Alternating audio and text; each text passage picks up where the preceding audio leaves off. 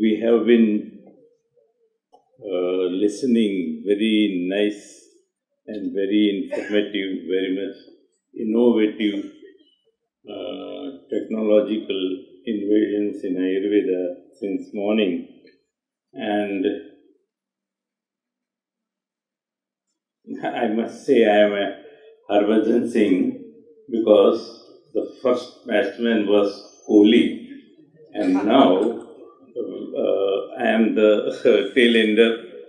And one thing I would like to request, when you have heard such a fluent English in such a fast track, would you like if I talk in Hindi? हाँ, बहुत हो गया यार अंग्रेजी सुन के, थक गए यार। मैं तो बूढ़ा आदमी, जो बोले वो अच्छा ही नहीं बोला ऐसा नहीं कहता, लेकिन मेरी कैपेसिटी इतनी फ्लुएंट नहीं, बूढ़ा आदमी, बोलने की ज्यादा आदत नहीं है। और अभी पिछले 2 साल तो बंद ही था। आप लोगों ने बहुत अच्छा सुना है। अब मैं समझता हूँ मेरे बोलने के बाद तो खाना ही होगा, तो कुछ हल्का फुल्का बात करें, वो ज्यादा ठीक रहेगा। हुआ यूं, वैद्य आज बैठे थे क्लिनिक में और चल रही थी प्रैक्टिस, और मुखी सरपंच के यहाँ से आया कोई कि सरपंच जी को 3 दिन से टॉयलेट नहीं हुआ है। अब कोई भी वैद्य पेट साफ करने में तो एक्सपर्ट होता ही है, इसलिए वो उनका जो कंपाउंडर था उसको बोला, अरे टैनी वो 2 पीली गोली ले आना। वो 2 पीली गोली ले आया, वैद्य ने दे दी, वो लेके चला गया। वैद्य जी वापस अपने काम में बिजी। जब वो सुबह की ओपीडी बंद करने को थे, वो आदमी दौड़ता हुआ वापस आया। अरे वैद्य जी ने बोला, क्या हुआ, क्यों चिल्लाते हो? अरे सरपंच जी तो गुजर गए। वो तेरी तो गड़बड़। वैद्य जी ने बोला, भाई मेरी दवाई तो ऐसी कुछ थी नहीं, कोई मरे तो नहीं मरे तो वो हार्ट अटैक से। मुश्किल ये है कि उनके डेड बॉडी में से अभी भी आपकी दवाई काम कर रही है।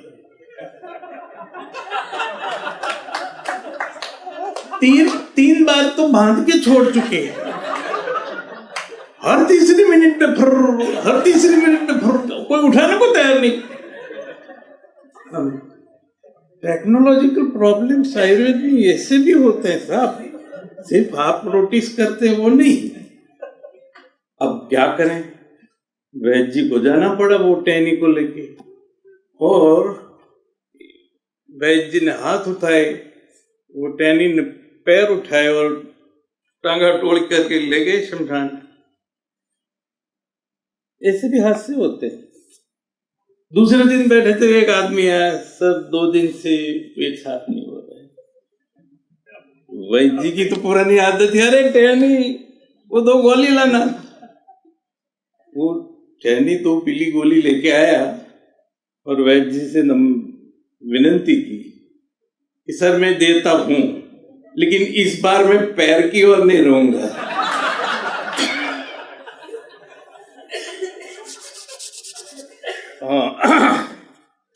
भगवान ने गीता में बोला है, प्रसन्न चेतसो ही आशु बुद्धि प्रवर्तते। अगर आप प्रसन्न हो तो आपकी दिमाग बहुत जल्दी रिसीव करता है। इसलिए मुझे लगा कि मैं पहले आप सब लोगों को प्रसन्न कर दूं। उस हेतु से ये स्टार्टर था, और स्टार्टर हमेशा चटपटा होता है। भोजनाग्रे सदा पथ्यम लवणार्द्रक भक्षणम, तो ये ऐसी चीज मैंने की। बाकी मैंने 87 से लेके 91 तक सिर्फ हृदरोग की चिकित्सा की। और इतना बिजी रहा, ना कभी कोई फिल्म देखने गया, ना कोई कभी मैरिज अटेंड किया, ना कोई बेचना अटेंड किया, सिर्फ और सिर्फ प्रैक्टिस की, और वो हृदरोग की, और उसमें भी हृदरोगी के प्राण संकट। प्राण क्या होता है? मैं तपन क्यों हूं? क्योंकि मेरे में प्राण है। मेरे में से प्राण निकल जाए तो फिर बॉडी कब ले जा रहे बॉडी को? मैं बॉडी बन जाता हूं, शून्यागारम अचेतनम। वो प्राण है, और वो प्राण भी इतनी विचित्र चीज है कि कभी अपने शरीर में रहना चाहती ही नहीं।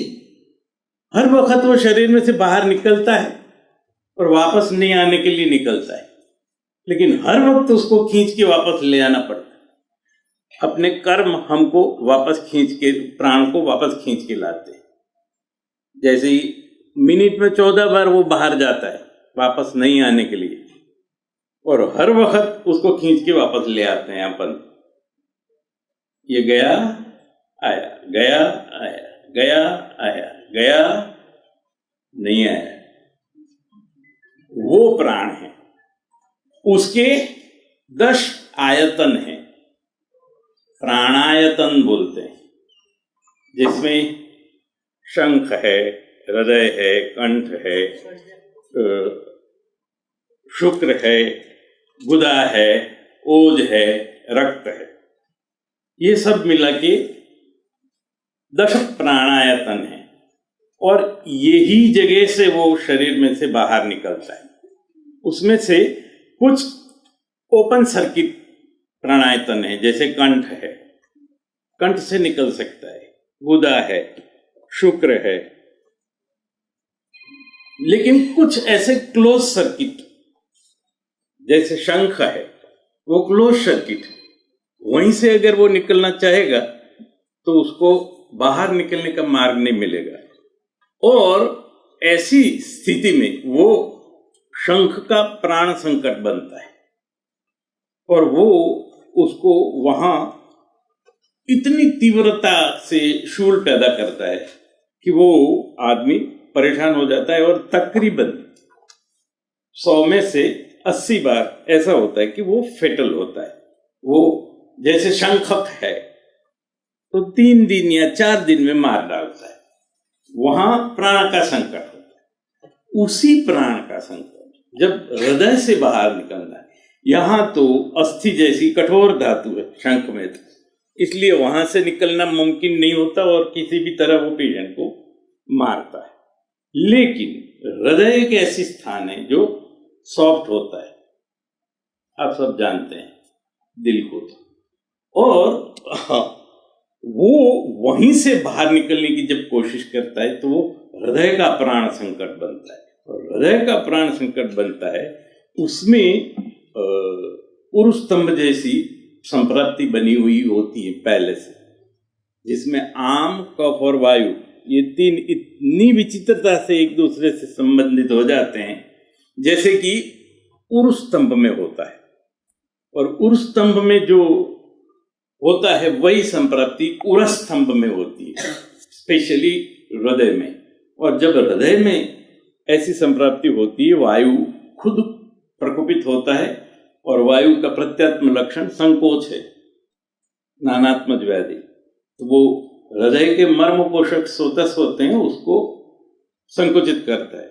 इससे एक बार जो आवरण होता है उससे वायु प्रकोपित होता है, दूसरी ओर धातु क्षय होता है, उससे भी वायु प्रकोपित होता है। और ये संकोच करने वाला सार्वजनिक वायु तो होता ही है प्रकोपित। तो एक साथ एक ही जगह पर 3 तरीके से वायु का प्रकोप, ट्रिपल फोल्ड वायु प्रकोप होता है। ऐसा वृक्क में भी होता है, किडनीज में, या तो बस्ती। ये जो 3 महामर्म बताए हैं, वो 3 महामर्मों में ये होता है प्राण संकट। स्पेशली हृदय के प्राण संकट में इस तरह की ट्रिपल फोल्ड संप्राप्ति बनती है वात के प्रकोप की। और ऐसी स्थिति में वात का प्रत्यात्म लक्षण शूल है, वाताद्यते शूलो नास्ति। ये शूल ट्रिपल फोल्ड होता है, और वो भी अगर उंगली में हो तो कोई चिंता नहीं, लेकिन जो 24 घंटे कार्यरत है ऐसे हृदय में होता है, इसलिए वो उस जगह बहुत परेशानी पैदा करता है। और यही जो वात प्रकोप है उसकी अलग अलग इंटेंसिटी होती है। अगर इंट्रैक्टेबल पेन है तो समझो कि भाई वातिक है। इंट्रैक्टेबल पेन के साथ बर्निंग या तो कोई इन्फ्लेमेटरी या तो एपीडी जैसा कोई एसोसिएशन है तो पैथिक है।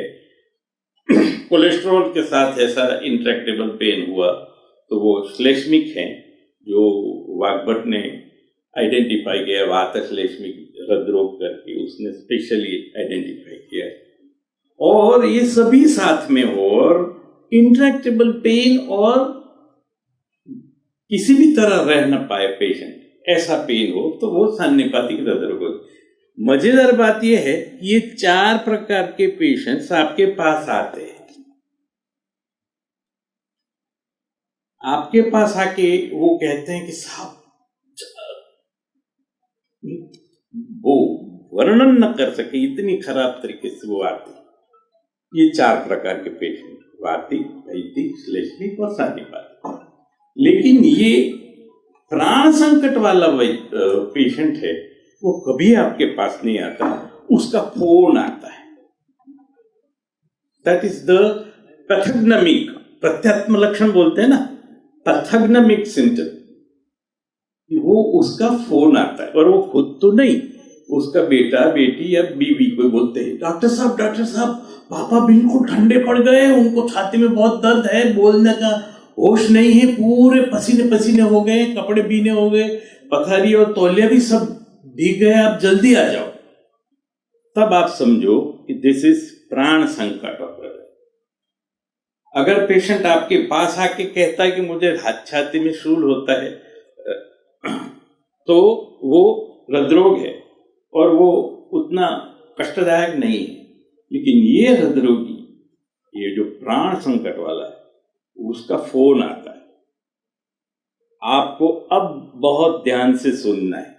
ऐसे पेशेंट के लिए क्या करना है, आपके पास एक बैग रेडी होनी चाहिए, जिसमें बृहत्वाद चिंतामणि 100 ग्राम, वेदनांतक 100 ग्राम, जवार मोहरा 100 ग्राम, चतुष्षष्ठी पिपली 100 ग्राम, शाहबंदी हींग 100 ग्राम, नागरवेल के पत्ते, नागवल्ली पत्ते, हर रोज 5 बदलने हैं उसको, एक छोटी खल एकदम छोटा सा, एक फोल्डेबल बस्ती यंत्र, एक बिस्लेरी बॉटल, 10 मूल का भुक्का, शहद और एरन स्नेक, इतनी चीजों से लेस एक बैग आपके पास एकदम रेडी होनी चाहिए।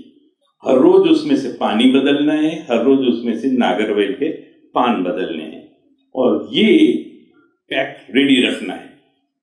एक दूसरी बात, जब फोन आए पहला क्या करना है कि घर में तिल का तेल हो तो या तो बगल से कहीं से भी जल्दी से जल्दी पहले 5 मिनट में तिल का तेल लाओ, 100 ग्राम जितना, उसको गर्म पानी में रखो, अंदर का तेल हल्का सा गर्म हो जाए तो वो ग्लास भर के पेशेंट को अभी का अभी पिलाओ। मैं आता हूं। The first and most important order that you should give to the patient on phone is this, because अगर ये प्राण संकट की संप्राप्ति पूरी नहीं बनी है, सिर्फ वात प्रकोप ही है, तो वो निरुपस्तंभ वात है, और निरुपस्तंभ में स्नेह स्वेदे रूपाचल, उसको अगर तेल पिला दिया, तिल का 100 ग्राम, तो तुरंत पेशेंट शमन हो जाता है, शूल का शमन हो जाता है, पेशेंट बिकम्स वेरी कंफर्टेबल। मेरे साथ ऐसा 100 में से 3 पेशेंट ऐसे होते हैं जिनको मैं सिर्फ ये तिल फोन पर ही ठीक करता हूं। वैसे अभी मेरे को पानी चाहिए तो वो तिल से 100 में से 5 या 4 से 5 पेशेंट अपने आप ठीक हो जाते हैं। एक बार तो हुआ यूं था कि मैं ओपीडी में था और पेशेंट का फोन आया, हाँ थैंक यू, कि दादाजी को यह तकलीफ हुई है। तो मैंने बोला कि मैं आ रहा हूँ, तुम तिल तेल पिला दो, और साला बोल गया। 2-3 वो 1:30 बजे जब ओपीडी खत्म की तब एकदम से याद आया, अरे बाप रे उधर पेशेंट को देखना। तो तुरंत फोन किया कि दादा को कैसा है, कि वो तो मंदिर गए। ऐसा होता है लेकिन वेरी रेयरली। लेकिन जब भी एस्टेब्लिश संप्रति है तो हमें ये करना है, ये बैग को रेडी रखना है, कार यूज नहीं करना है, 2 व्हीलर यूज करना है। धारावी में से फोन आया और आप बड़ी वाली कार लेके गए तो एक तो 2-3 किलोमीटर दूर रखनी पड़ेगी और फिर बैग लेके दौड़ना पड़ेगा। तो ये 2 व्हीलर होगा तो उसके आंगन के तक पहुंच सकते हो। जैसे ही गए, सबसे पहला ऑर्डर, अंदर चप्पल निकालते वक्त पानी गर्म करने रख दो और एक कैंची लाओ। कैंची या लाओ नहीं तो अपने पास ही रखना है। वो पेशेंट का शर्ट और बनियान यहाँ से यहाँ तक काटना है, खोलना नहीं है।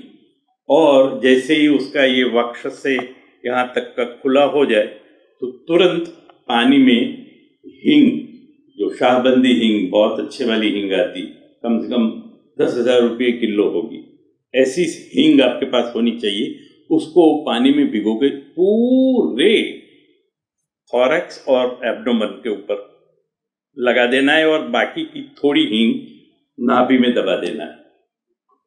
और ये विदिन 3 मिनट्स हो जाना चाहिए। ये मेरा 19 मिनट का प्रोटोकॉल है। 3 मिनट्स में ये हो जाना चाहिए। तब तक पानी गर्म हो गया होगा।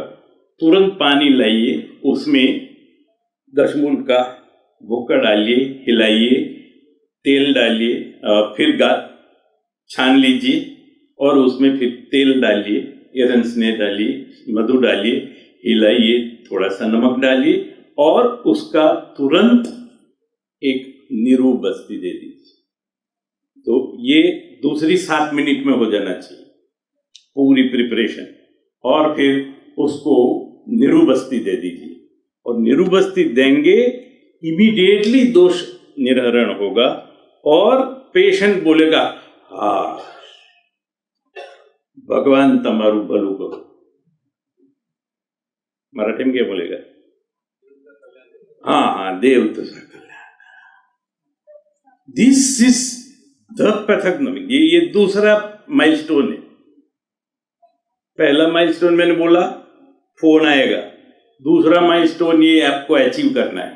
अगर पेशेंट ये बोला कि हाँ देव तुझा कल्याण करा, तो समझो आपने 50% बैटल जीत ली। अब आपको बृहत्वा चिंतामणि 1 चम्मच, जवाहर मोरा 1 चम्मच और वेदनंतक आधा चम्मच बोलता हूँ। वो अभी वो 120 mg वो पुड़िया वाली बात नहीं है, उसमें नहीं चलता। वो सब मिला के और वो जो छोटा खल है उसमें 3 नागवल्ली बोलते, नागरवेल के पान, बंगला, कपूरी, जो भी है उसके साथ ट्रिचुरेट करो और उसको मिला के उसकी जो पल्प बनता है, पल्प, उसको फ्लोर ऑफ द माउथ पर पेंट कर दो।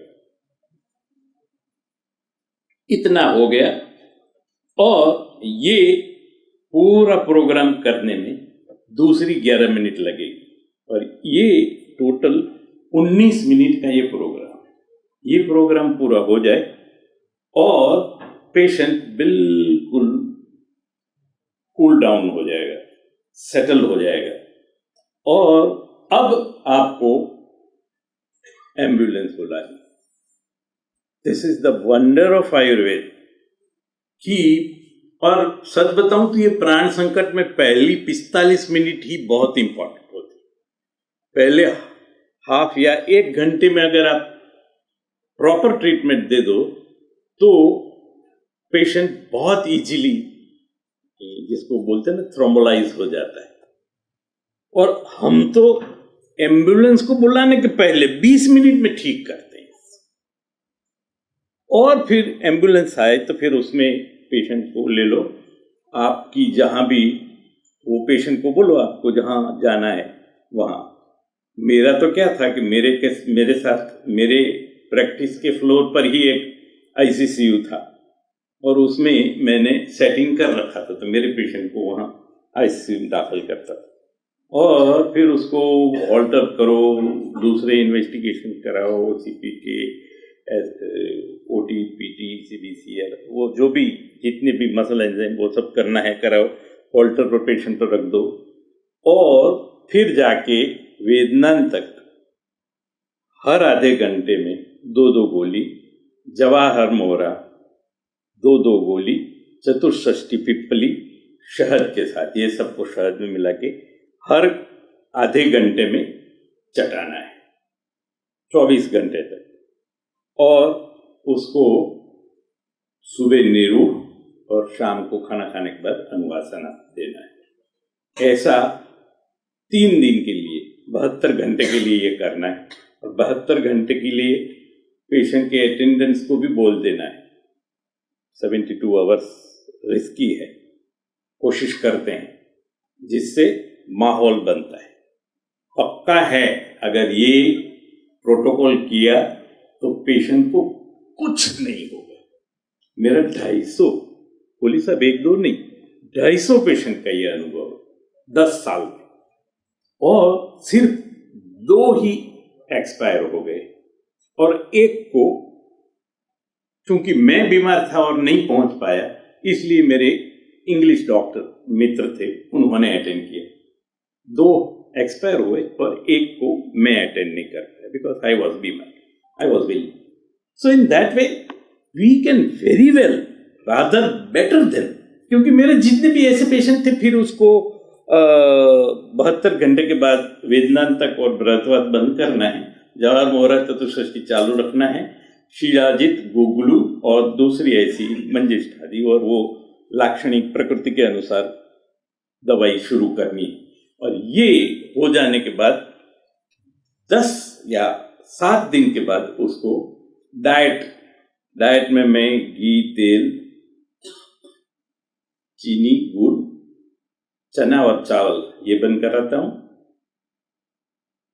सुबह 1 कप चाय के साथ 2 खाखरा या तो मारी बिस्किट, दोपहर में 3 रोटी, 2 कटोरी सब्जी, 1 कटोरी दाल, 1 कटोरी दही और 1 प्लेट सलाद, ये सुबह खाना है।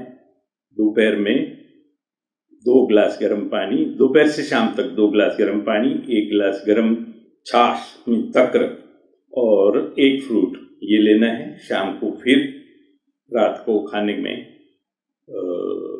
3 रोटी, 2 कटोरी सब्जी, 1 कटोरी दाल, 1 कटोरी दही और 1 प्लेट सलाद, ये 3 दिन खिलाना है।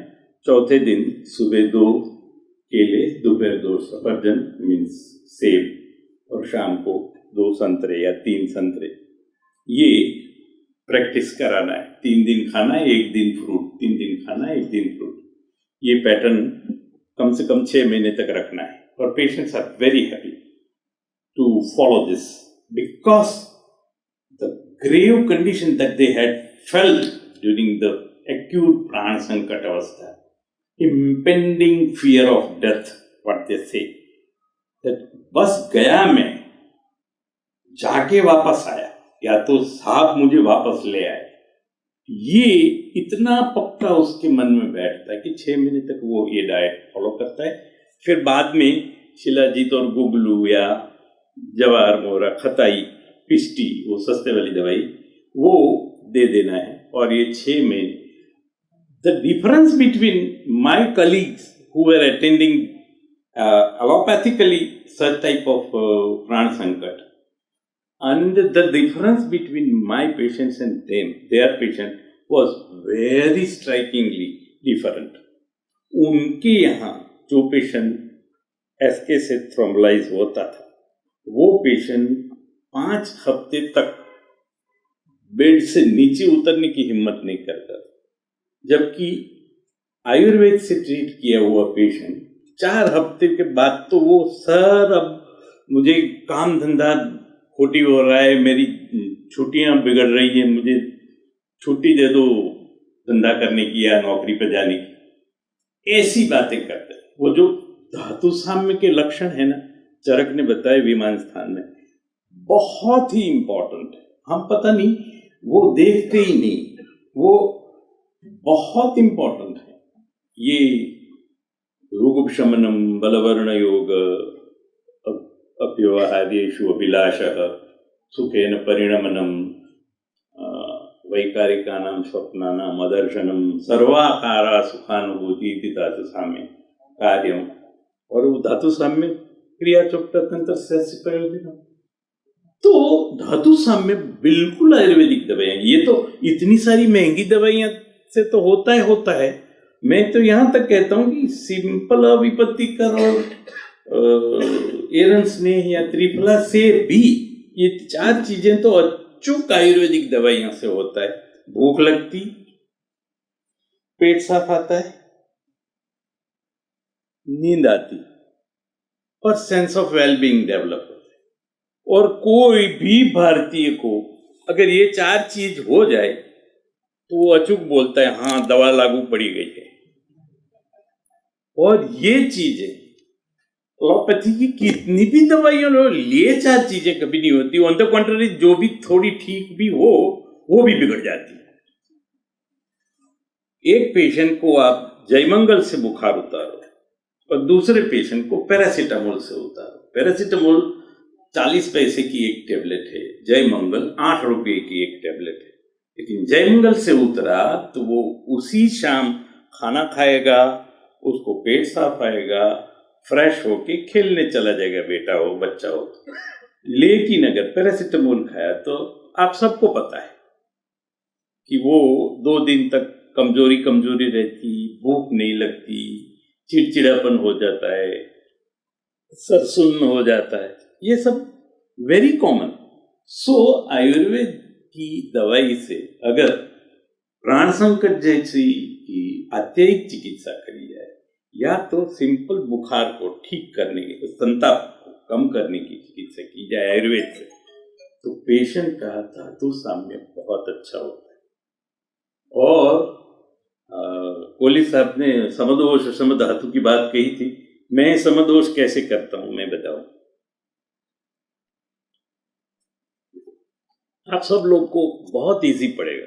कोई भी पेशेंट आता है, उसको आते वक्त की देखो, आके बैठता है, आप पेशेंट का नाम लिखो, उसका एड्रेस, फोन नंबर लिखो, फिर के, पी और वी, बस इतना ही लिखना है।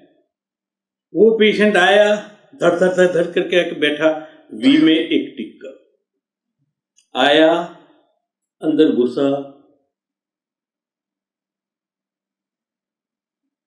फिर ऑथोरिटेटिवली आपके सामने आके बैठा सत्तावाहिता की तरह, तो समझो पी में एक टिक करना है। डॉक्टर आप हैं तो वी में एक टिक कर। आप पूछो क्या तकलीफ है, के में टिक कर। आज से 3 महीने पहले 9 अगस्त को दोपहर में 3 बजे जब मैं खाना खा के सो रहा था, पी में टिक कर। कोलेस्ट्रॉल है और क्या तकलीफ है? कोलेस्ट्रॉल हाई है, बीपी भी है, डायबिटीज है, के में टिक कर। कभी कोऑपरेटिवली कोई दवा भी नहीं देगा। वायु वाले को पूछो, उससे 10 गुना इम्प्रूव प्रेजेंटेशन करता है। अपने को लगे ओ क्या हो गया, होता कुछ नहीं। तो फिर इसी तरह से वो जो भी कहेगा, खांसी है तो वायु में टिक करो, साथ में जलन भी है, पित्त में टिक करो, कॉन्स्टिपेशन फिर वायु में टिक करो, कफ पड़ता है पित्त, कफ में टिक करो। फिर जो इन्वेस्टिगेशन की फाइल दे उसको खोलो, देखो सीबीसी है तो पहले यही देखना है, सीबीसी बाद में, पहले हीमोग्लोबिन नहीं देखना है, पहले वायु है, पित्त है, कफ है। आप कहेंगे सीबीसी में वायु पित्त, अरे लिखो ना, क्या जाता है, गलत भी हो सकता है, ले लेके है तो 3। आज आपको नहीं आया, आपने गलत किया, 100 पेशेंट देखेंगे तब तक तो आपको आ ही जाएगा कि हाँ ये वायु का है, ये पित्त का है, ये कफ का है। अब जितने भी सिम्टम बन गए सबका टोटल करो, जितनी टिक लगाई है, के में 10 टिक आई, पी में 15 आई, वी में 5 आई, टोटल कितना हुआ? गिनो ना यार, 30 हुआ ना, उसको 3 से डिवाइड करो तो 10 क्या हुआ? उस पेशेंट का समदोष स्कोर हुआ। अब इस 10 को लघुत्तम साधारण अवयव, ये ऐसा कुछ आता था ना, हाँ, मिनिमम कॉमन, तो ये 10 आ गया। बस इसको करना क्या है? वायु को 5 बढ़ाना है, पित्त को 5 घटाना है, कफ को कुछ नहीं करना है, अपने आप सब समदोष हो जाएगा। कितना सिंपल। वायु के लिए अजमोदादी, पित्त के लिए अविपतिकर, कफ के लिए शीतोपलज, आप सबको आता है। अगर BMW में आया है पेशेंट तो फिर वायु के लिए बृहत्वार, कफ के लिए स्वर्ण संमालती, पित्त साहब ये आयुर्वेद की प्रिविलेज है। Treatment according to socio economical status. साहब एक सेठिया मिल रिलायंस का मालिक हो या बांद्रा स्टेशन का कुली हो, अगर इन्फेक्शन हुआ है तो ऑगमेंटिन 500 mg बीड़ी देना है 3 दिन के लिए, तो वो अंबानी भी लेगा और वो कुली भी लेगा, दोनों को एक ही टाइम। जबकि हमारे यहां अगर कुली आया है तो गर्म पानी और हल्दी से सर्दी ठीक हो जाएगी, अगर 2 ट्रेन बदल के आया है तो शीतोपलाजी से ठीक होगी। पेशेंट ने आके बोला साहब पार्किंग का बहुत प्रॉब्लम है आपके यहाँ, ठीक है स्वर्ण वसंत मालती से। ये प्रिविलेज है और हम उसको आइडेंटिफाई नहीं करते, उसको एनकैश नहीं करते। आपके पंचकर्म की बात करते हैं, हमेशा ही बोलता हूं, आप है इसलिए आपको खास बताने के लिए। एक बार एक पेशेंट के कपड़े उतार के उल्टा कर दिया बस्ती के लिए, फिर उसके पिछवाड़े में सोने के बस्ती नेत्र डालो, चांदी का बस्ती नेत्र हो, तांबे का हो या प्लास्टिक का हो, फर्क क्या पड़ता है? काम तो 10 मूल को ही करना है नहीं। लेकिन शास्त्रकारों ने बोला है you give the option to the patient. बोल तेरे पिछवाड़े में कौन सोने का जाएगा, चांदी का जाएगा?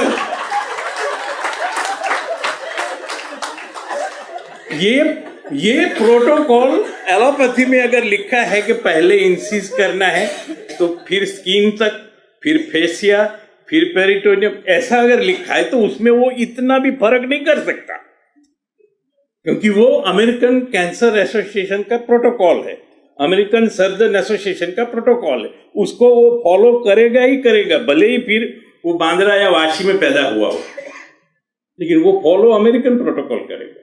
जबकि हमारे यहां पेशेंट को दिखाएंगे बोलो, और पेशेंट बोलेगा नहीं सोने का। अब 10 मूल का तो जो चार्ज है वो लेंगे, लेकिन सोने से लेना है 750 ज्यादा होंगे, और वो प्रेम से देगा। और हमें क्यों नहीं लेना है? ये शास्त्रकारों ने बोला है, वरना क्या फर्क पड़ता था? 10 मूल हो या तो अनुवासन नारायण तेल को ही काम करना है, लेकिन नहीं, नारायण तेल पे सोने का बस्ती नेत्र। It makes the sense to the patient, it makes the difference to the patient. जिसको हल्दी से ठीक करना है उसको अगर स्वर्ण संमालती दे दी तो वो बेचारा खाने के लाले पड़ जाएंगे, और मुकेश अंबानी को गर्म पानी के पिला के भगा दिया तो दोबारा आएगा नहीं। जिसके पास से आप कम से कम सरकार के 2 प्रोजेक्ट सैंक्शन करा सकते हैं। आप कहते हैं ना पंचकर्म में आइए कुछ सजेशन दीजिए, मैं तो यहाँ खड़े खड़े दे देता। मेरे कहने का मतलब है कि आयुर्वेद को अब एक अलग दृष्टि से समझना चाहिए। वो पुरानी पुड़िया, पुरानी एक औषध, एकल औषध, अरे भाई हाँ, एकल औषध वालों की जिंदगी निकल गई। अपनी नहीं निकलेगी। साहब 3 पत्ती गुलाबी लेके न जाओ ना तो दरवाजा तक नहीं खोलती बीवी। और ऐसे में फिर एक एक छोटी छोटी पुड़िया देके अपन काम करना चलाएंगे तो कैसे चलेगा। और कम से कम कोहली साहब की तो निकल गई, डायरेक्टर हो गए, फिर आगे सचिव होंगे क्या मालूम, लेकिन उनकी तो आराम से, मेरी भी 55 का मैं भी हो गया, बेटी बेटा सब निवृत्त, वो कोई प्रॉब्लम नहीं है। जो प्रॉब्लम होनी है वो आप सब लोगों को होनी है, क्योंकि अभी अभी मुंह से निकली और जिंदगी पूरी बाकी है। आपके लिए ये ऐसे सेमिनार खटी रखो, पैसा कैसे कमाना। सीसीआईएम में सलाह ये तो है ही नहीं, कहां से लोन लेना है, कौन सी जगह में क्लिनिक लेना है, कौन से माले पे लेना है, कौन सी दवाइयां रखनी है, पैकिंग कैसा बनाओगे, ये सब वैद्यों से। ये टेक्नोक्रेट्स तो बाप रे यू नो करके इतना सुनाते हैं। अब मेरे तो दिमाग में ही थोड़ी थोड़ी बातें गई। बूढ़ा हूँ डेफिनेटली, आप लोगों को तो अच्छा समझ में आता होगा, लेकिन मैं तो दंग रह गया। और वो भी हमको डांट के, हमारी प्रोडक्ट लो, तुम निकम्मे हो, तुमको आता नहीं है। आयुर्वेद में किसी को विश्वास, कौन बोलता है विश्वास नहीं है? आयुर्वेद में विश्वास है। एक सरकार, भाजपा की सरकार दिल्ली के लोगों ने चुनी थी, सुषमा स्वराज उनकी मुख्यमंत्री थी। 3 महीने में प्याज और आलू के भाव बढ़ गए, तो वो ही अपनी ही चुनी हुई सरकार को उछाल के फेंक दिया था। आप सब जानते, इतनी सेंसिटिव प्रजा है भारत की, उसने 2000 साल से आयुर्वेद को संभाल के रखा है। एक ही डिजीज अगर एलोपैथी से ठीक होता हो और वही डिजीज आयुर्वेद से ठीक होता हो, तो इंडिया टुडे का एक सर्वे बोलता है कि 96% लोगों ने बोला कि नहीं, we would like to be treated with Ayurveda. और ये फैक्ट हम इग्नोर करते हैं। हमारे पेशेंट में आयुर्वेद से की जितनी श्रद्धा होती वो हमसे ज्यादा होती। उसका कारण ये पता नहीं, इतना विचित्र कोर्स अपना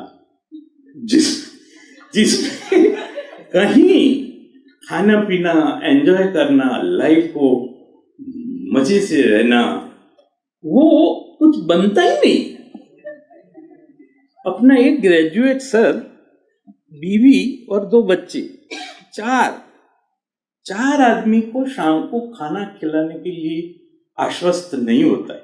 5.5 साल अपनी जिंदगी के मोस्ट प्रोडक्टिव टाइम, जिस टाइम में हम उनको एडमिशन लेते हैं, उसके 5 साल उसकी जवानी के 5 साल होते हैं मोस्ट प्रोडक्टिव, और उसमें हम उतना उसको तैयार नहीं कर पाते कि वो एक बीवी और 2 बच्चों को शाम को खाना खिला सके। This is the irony.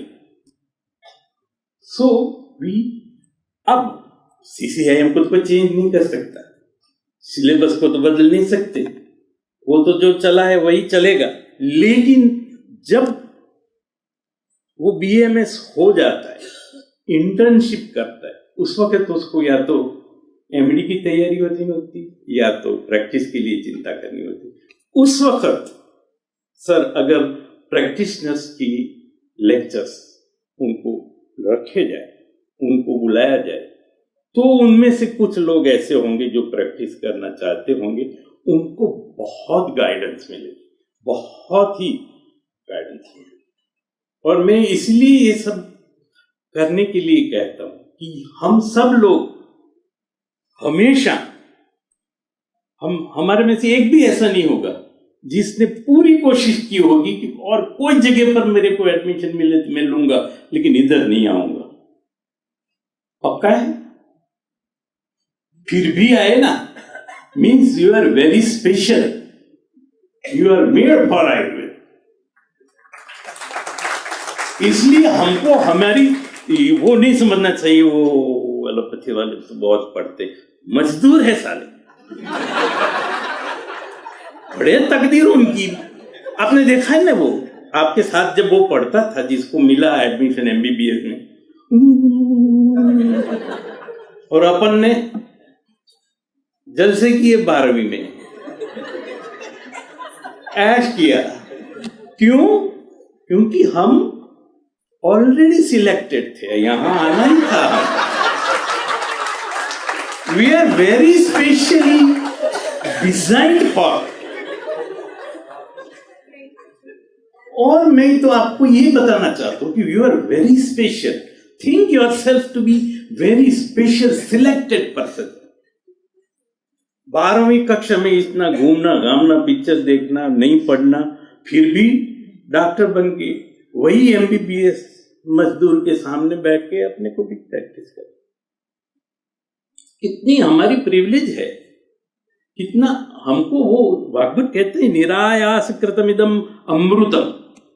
कोई मेहनत करने की जरूरत नहीं, सब रेडीमेड फेरेक्स बना के दिया है। परीक्षा के बहुविधम परीक्षा हेतु गृहादित्वा स्थापिता निर्णय मंत्रवत संप्रयोक्तव्य। क्या क्या बोलते हैं वो लोग, प्रत्यक्ष फल दर्शनार्थ आगम सिद्धत्वात्।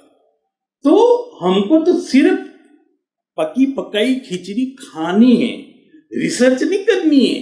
एक एक दाना दबा दबा के हाँ पका हुआ है कि नहीं, टॉक्सिसिटी नहीं देखनी बाबा। अगर खिचड़ी खानी है तो ऊपर से 2-4 दाने दबाओ, बीच में से दबाओ, नीचे से दबाओ, और फिर खाना शुरू करो। नहीं, फेज 1, फेज 2, फेज 3 की रिसर्च करो। अरे किसकी फेज 1, फेज 2? खिचड़ी की, दाल चावल की, गुरु जी की। अरे गुरु जी को क्या करना है? अभी मैं एक जगह कैंसर में बोल रहा था, तो कैंसर इंस्टीट्यूट के हेड थे, तो मैंने बोला भाई इमली का टुकड़ा, ओरल कैंसर में इमली का टुकड़ा मुंह में रखा जाए ये आरटी के वक्त, रेडियोथेरेपी के वक्त, तो वो जो ड्राइनेस होती है मुंह की वो कम होती है।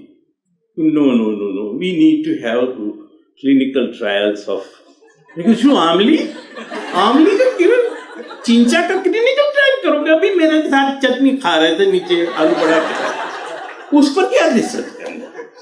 गुरु जी को रिसर्च करें।